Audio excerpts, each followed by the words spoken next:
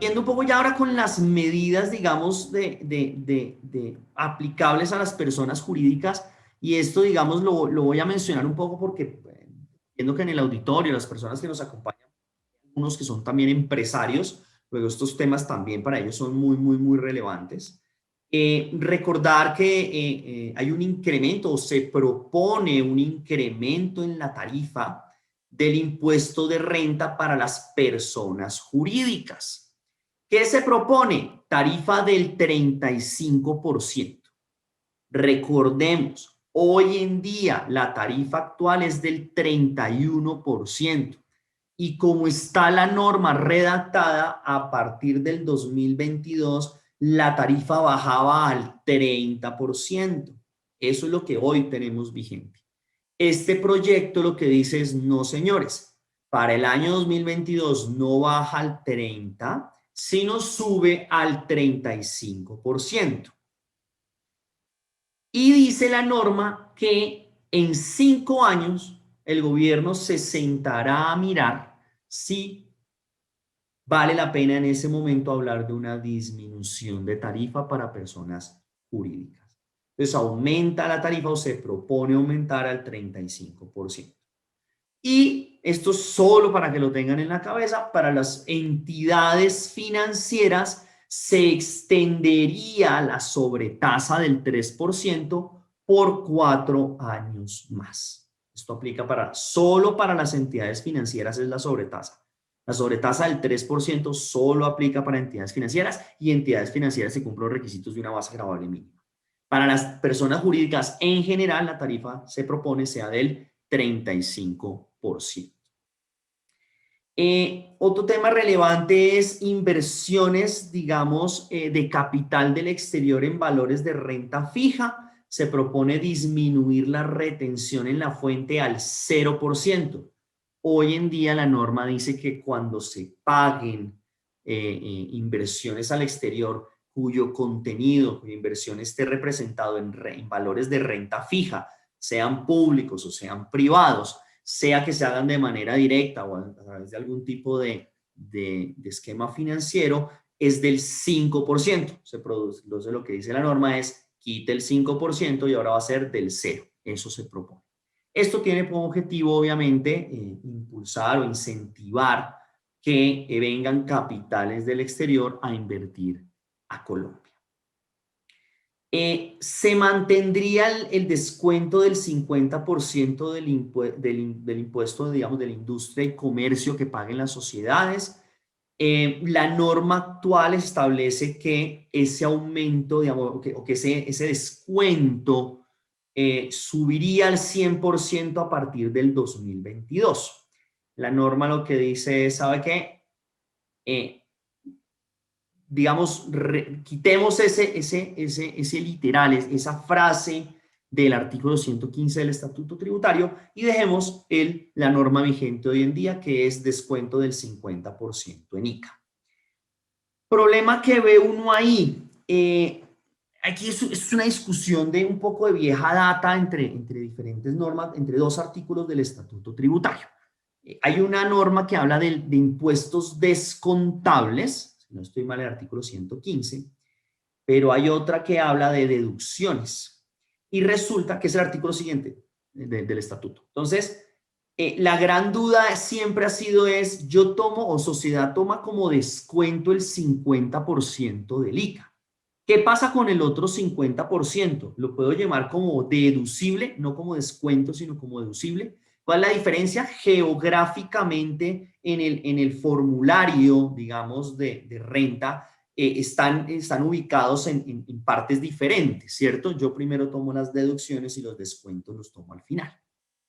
Entonces, el otro 50, si una compañía pagó impuesto de industria y comercio por 50 millones, 100 millones, vamos 100 millones de pesos, ya está claro que puede tomar 50 como descuento en el impuesto sobre la renta. Pero ¿qué pasa con los otros 50 millones? ¿Los puedo tomar como gasto deducible? Hay un artículo del Estatuto Tributario que pareciera habilitar esto.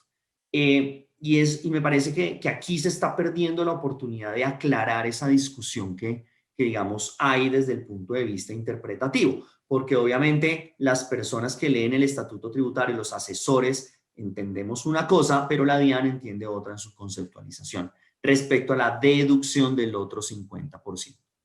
Eso, pues, digamos, solo para que lo tengan en cuenta. Esa discusión no se zanja. Desafortunadamente podría haber sido la oportunidad para que el gobierno tomara las riendas de esa discusión y la pudiera zanjar de una buena vez. Pero ahí queda.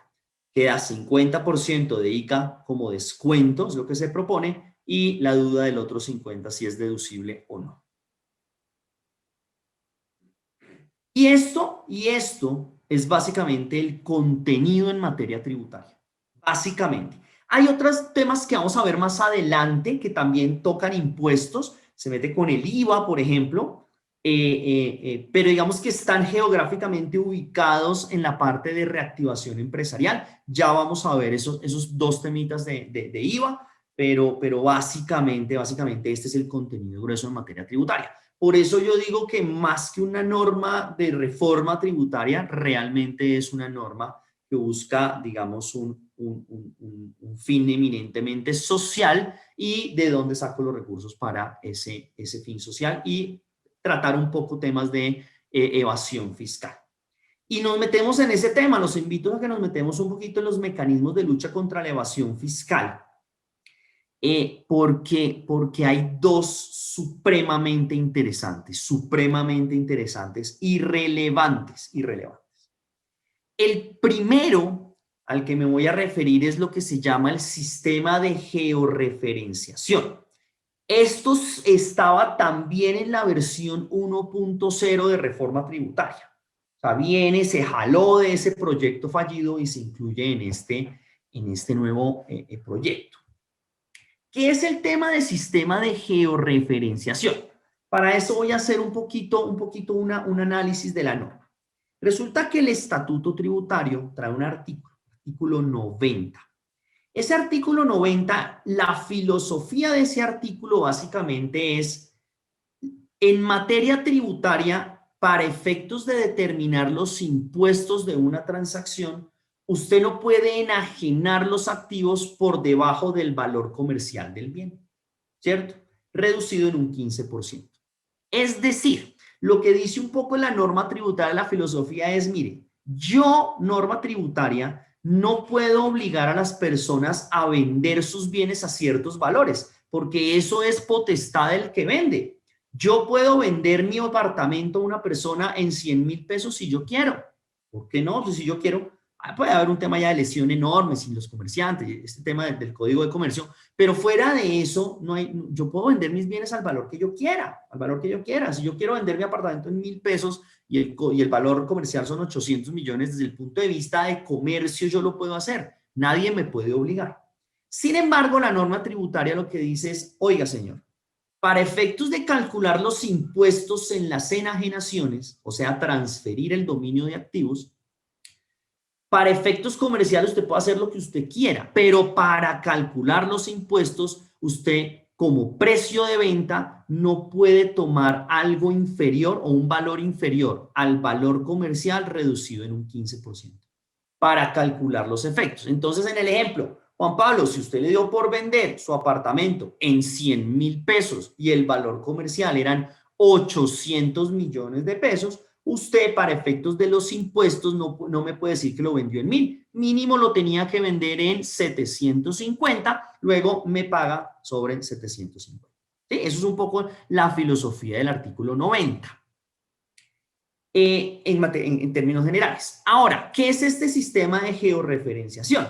Resulta que en el mundo de los inmuebles, que es, digamos, donde la administración, entiendo, ha encontrado más falencias en el cumplimiento de este valor mínimo de venta, no hay un comparativo fiable de cuál es ese valor comercial.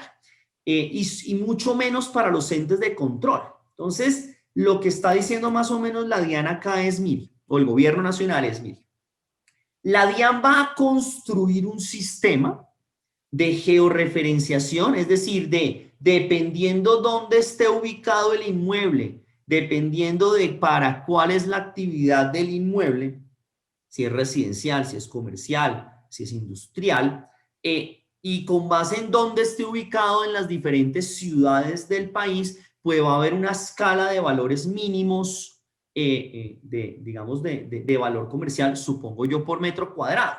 Entonces le dice a los notarios, señores notarios, cuando ustedes vayan a correr escrituras para la enajenación de bienes inmuebles, usted tiene que ir a chequear ese sistema de georreferenciación y decirle a las partes, señores partes, resulta que usted va a vender un inmueble ubicado en tal lado y usted está diciendo que eso vale tanto. Resulta que yo fui a chequear el sistema de georreferenciación de la DIAN y dice que el valor debe ser más alto. Entonces, ¿qué tiene que hacer el notario? Le avisa a las partes, le dice, señores partes, ojo porque me parece que ustedes no están cumpliendo con los valores mínimos del sistema de georreferenciación y si ustedes no lo cumplen, yo le tengo que ir a decir a DIAN, señora DIAN, que aquí Juan Pablo Martínez vendió un inmueble y no respetó las normas o de su sistema de georreferenciación. Ahí le mando los datos para que la administración de impuestos empiece un proceso de fiscalización sobre esa enajenación. Básicamente ese es el sistema de georreferenciación. La norma básicamente no dice mucho más que esto, faculta, digamos, a la DIAN para desarrollar todo el sistema y para reglamentar su uso. Pero básicamente lo que busca es eso, vigilar más el valor de la enajenación o el valor por el cual se están enajenando los inmuebles en Colombia. El otro tema que me parece supremamente relevante es la determinación oficial del impuesto sobre la renta y complementarios mediante modelos de facturación. Y esto sí es muy importante, o bueno, no esto, el sistema de georreferenciación también, pero esto es muy aplicable para las personas naturales. Básicamente lo que está diciendo la norma es que se está facultando a la DIAN para que, basada en la información tributaria que recibe de terceros mediante, por ejemplo, los reportes de medios magnéticos que hacen las sociedades, mediante los reportes que recibe del sistema de factura electrónica, entre otros, digamos, focos de, o inicios o fuentes, perdón, fuentes de información, la DIAN pueda decir, señor Juan Pablo Martínez, aquí está mi factura de su impuesto sobre la renta, de acuerdo a la información que yo recibí suya de su empleador, de las entidades financieras, de las compras que usted hizo y de la información que yo tengo, usted está obligado a presentar declaración tributaria y aquí está la factura mínima o que lo que yo entiendo, DIAN, que usted debe pagar de impuesto sobre la renta. No quiere decir que obviamente esa sea ya una verdad absoluta. Lo que dice o lo que entiende uno de la norma es que igual la obligación de declarar sigue estando en cabeza de Juan Pablo Martínez en mi ejemplo, o la persona natural del contribuyente. El contribuyente puede hacer su depuración y presentar su declaración, que puede ser distinta a esa factura. Claro, cuando no coincida, seguramente la DIAN va a preguntar, pero venga, ¿por qué no me coincide su declaración con mi información o con mi factura basada en la información que yo tengo suya? Pero tiene un alcance adicional y es que si Juan Pablo Martínez no presentó la declaración tributaria ese año, esa factura, digamos, cobra mérito ejecutivo. Entonces, digamos que se vuelve, esto no es jurídicamente tan correcto lo que voy a decir, pues si hay abogados que me acompañan en este momento, pero es solo para ejemplificarme. Básicamente lo que la DIAN va a decir es, señor, esta factura es el título y yo sobre esto le cobro, punto final. Obviamente, esta es la idea, esta es un poco la idea general de la norma. ¿Qué encuentra uno? ¿Qué encuentra uno? Pues del análisis ya riguroso jurídico, pues muchas falencias por diferentes, digamos, conceptos y principios del derecho tributario. Pero digamos que es un primer camino a que la administración tributaria empiece a utilizar toda esa información que tiene para tener más claro quién está obligado a declarar y quienes no están cumpliendo con su obligación y quienes no están cumpliendo de manera adecuada. Este es un poco en términos muy generales, este concepto de la factura o de la determinación oficial de impuesto de renta sobre facturación. Ojo que la norma no dice que esa es la declaración, por eso digo que no es que supla la obligación de declarar del contribuyente. Es básicamente una determinación oficial del impuesto. Es, Juan Pablo, usted no cumplió con su obligación de declarar, pues yo le digo que conforme a estos datos yo determino oficialmente su impuesto de tal manera. Y empieza obviamente todo el proceso de discusión si uno no está de acuerdo. Así yo no haya declarado, pues yo considero que así yo no haya cumplido con ese labor. Si yo no estoy de acuerdo con la determinación oficial del impuesto, pues debería yo poder, digamos, de alguna manera controvertir esa determinación oficial del impuesto. Ahí, como les digo, jurídicamente hay muchos vacíos, no me voy a poner tan técnico y voy a ir a ese nivel de detalle, pero es importante que lo conozcan. Y por último, en temas de evasión y control de la evasión, perdón, digamos que se hace un poco más estricta las definiciones de beneficiario final y se crea lo que se denomina el Registro Único de Beneficiarios Finales, conocido como RUB por sus iniciales. Registro Único de Beneficiarios Finales. Esto solamente para que lo tengan en cuenta. Básicamente hoy en día, como ustedes saben, cuando van al mundo financiero, cuando van a hacer inversiones, las entidades, las sociedades ya tienen la obligación de revelar quién es la persona natural beneficiaria de toda una estructura jurídica. Antes lo que hacíamos era que constituíamos una fila de sociedades y de entidades, sociedades, fundaciones, trust, en fin, todo ese tipo de vehículos generábamos como capas de protección, llamábamos. Pues hoy en día con las normas de beneficiario final o de beneficiario efectivo, básicamente ya no importa yo cuántas sociedades o cuántos vehículos tenga, siempre tengo que decir quién es la persona natural que al final se va a beneficiar de todo esto y revélelo. Entonces, ahora ya no es solamente revélelo, sino que ahora la DIAN con esa información va a construir un registro único de beneficiarios finales, para que quede allá en un modelito, en una central, quién es el beneficiario de esa estructura para que todos lo tengan claros. Ese es un poco el tema. Y hay unas modificaciones, digamos, a esa definición de beneficiario efectivo. No me voy a poner muy técnico en esto, pero sí hay unas definiciones que cambiarían, algunas con algunos problemas de interpretación para mi gusto. Pero ahí está, digamos, eso es como que lo que me parece importante que conozcan que va a existir. Esto también viene jalado un poco de la reforma 1.0, la factura tributaria. Y me voy a meter ya con los últimos temas generales. Déjenme reviso un poquito cómo vamos de tiempo. Vamos bien. Vamos a hablar un poquito de esas medidas de austeridad y eficiencia en el gasto.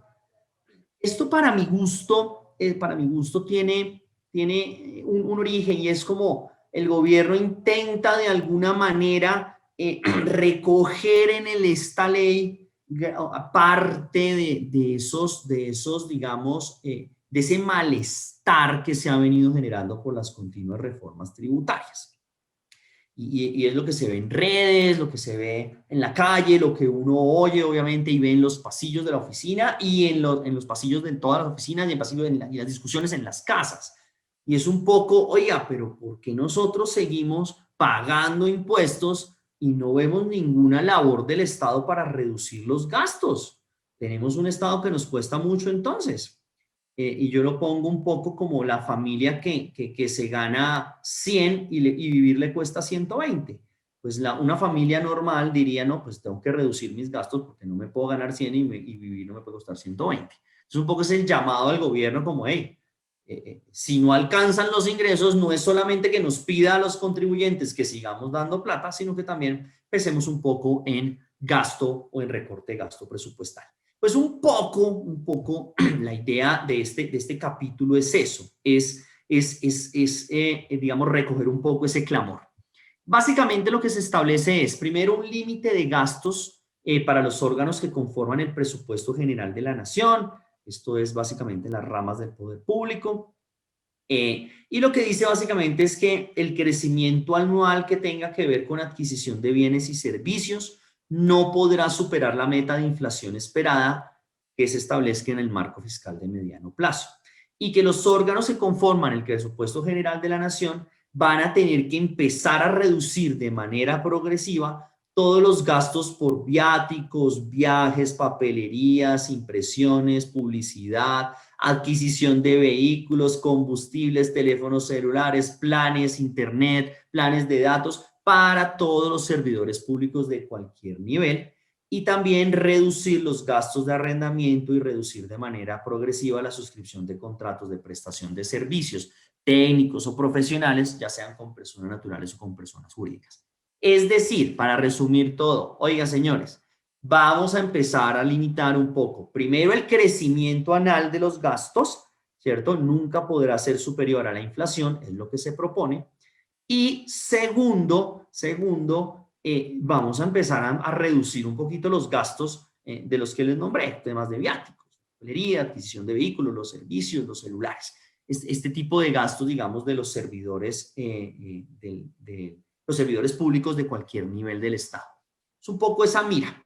Y la segunda, digamos, tema interesante acá es que se le dan unas facultades extraordinarias, o se pide al Congreso que dé unas facultades extraordinarias al presidente para objetos de suprimir, fusionar, reestructurar y modificar entidades, organismos y dependencias de toda la rama ejecutiva del poder público.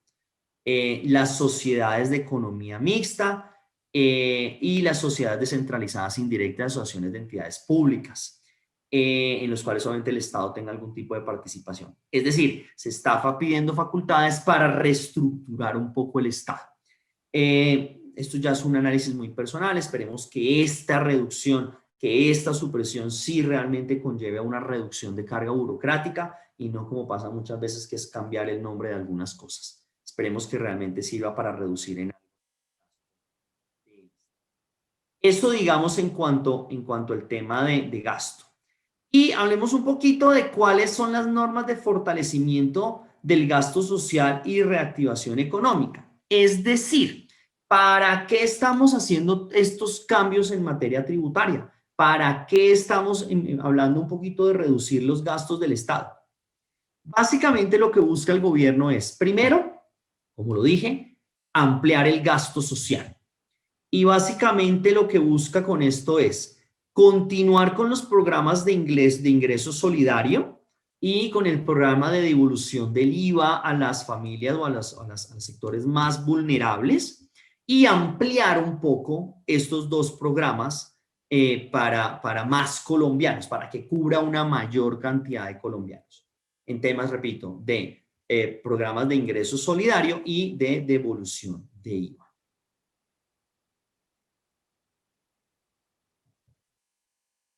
Respecto a reactivación económica, ¿qué dice en la reactivación económica? Dice, mire, de lo que voy a recibir por todas estas medidas, lo que propongo es ampliar la vigencia temporal, del programa de apoyo al empleo formal, ¿cierto? El famoso PAEF.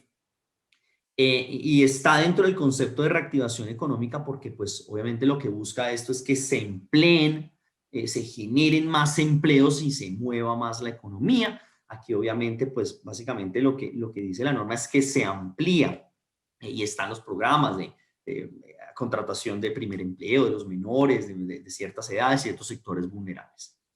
El programa de incentivo de creación de nuevos empleos. Para reactivación económica también se habla de los días sin IVA. Acordémonos que en plena pandemia, digamos, el año pasado, tuvimos 3 días sin IVA. Parece que económicamente o para ciertos sectores esto fue muy, muy bueno. Entonces, básicamente se establecen que va a continuar ese programa de días sin IVA, 3 días al año. Hay algunas pequeñas modificaciones en aspectos muy, muy, muy lineales, pero en términos generales, digamos, básicamente lo que ya hemos vivido. el gobierno, digamos, determinará, o la DIAN determinará cuáles van a ser esos días de manera previa vía un decreto o una resolución, dependiendo de la entidad que lo haga. Y se amplía el término de exención de IVA al sector turístico. Se ampliaría hasta el 31 de diciembre del 2022. Esto buscando, obviamente, incentivar este, que es uno, digamos, de los sectores más golpeados por la pandemia. Sobre todo al inicio de pandemia, recordemos pues que estuvieron cerrados aeropuertos, estuvieron resaltando, la gente no podía viajar, no podía ir a hoteles, no podía ir a vacaciones, no podía salir muchas veces de las ciudades. Entiendo que es uno de los sectores más golpeados de la economía en este momento, entonces busca una exención de IVA para el sector turístico, ampliarla, hoy en día existe, pero la ampliarían hasta el 31 de diciembre del 2022. Y el último, digamos, punto, digamos, de inversión social que traería la reforma o el proyecto de ley es el programa de matrícula cero y programas para acceso a la educación superior de sectores vulnerables. Básicamente esto es un gran barrido, un gran recorrido de lo que se pretende en este proyecto de ley. Entonces hablamos de las normas que tienen un impacto tributario, hablamos de las normas, digamos, de evasión y antielusión, hablamos de las normas de inversión social y hablamos, digamos, de general de este gran contenido.